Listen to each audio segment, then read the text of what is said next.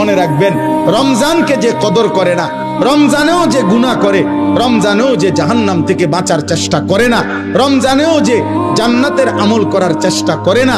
ভাই আমার, ছেলেরা আমার, বাবা আমার, পর্দার আড়ালের মা বোন আমার, সবাইকে এই শেষ কথা বলি। আল্লাহ রসুল বলছে, জিব্রাইল আইসা